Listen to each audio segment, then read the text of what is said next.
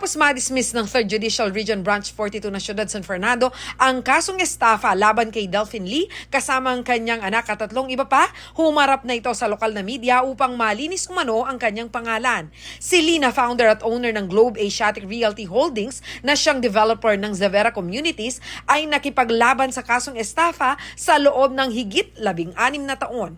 Ibinasura ng korte ang kanyang kaso dahil sa kakulangan umano ng sapat na ebidensya upang patunayan ang estafa case na may kinalaman umano sa ghost borrowers at ang 6.6 billion pisong pautang mula sa Pag-ibig Fund. Ako yung biktima rito.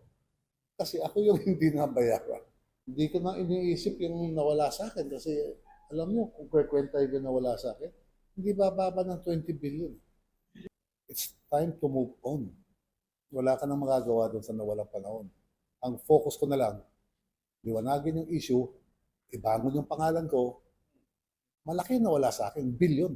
Pero mas matindi yung ginawa nilang damage sa reputation ko. I want to clear my name. Ayaw ko ipamana sa anak ko yan.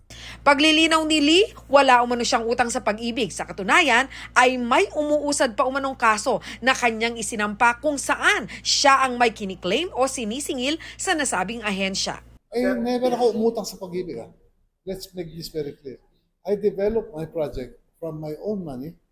I put up all the structure from my own money. Ang pinauutang ng Pag-ibig, yung buyer na miyembro nila. At ginagaranti ako pa.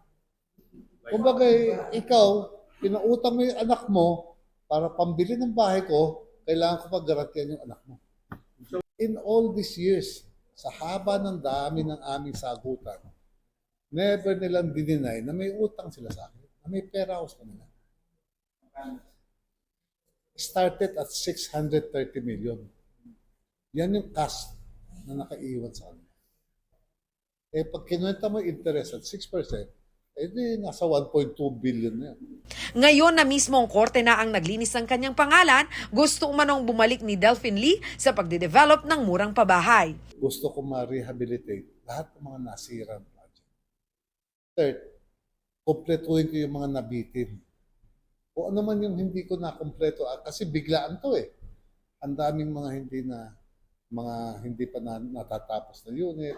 Meron pa ako mga Roland na gusto ko rin i-develop. And fourth, I would like to focus more on socialized housing. But this time, hindi bahay lang. It has to be a complete community. Ayon kay Lee, gusto niyang makatulong sa pagtugon sa higit 7 million housing backlog sa bansa, ngunit kailangan pa rin ang suporta ng Pag-ibig Fund. If they don't welcome me, wala akong magagawa.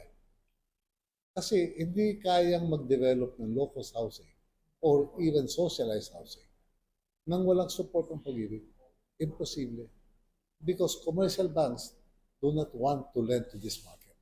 Taong 1994 nang itayo ni Lee ang Globe Asiatic hanggang sa maging isa ito sa pinakamalaking low-cost housing developer sa bansa na naging katambal ng Pag-ibig Fund bago nila ito sampahan ng kasong estafa noong 2009.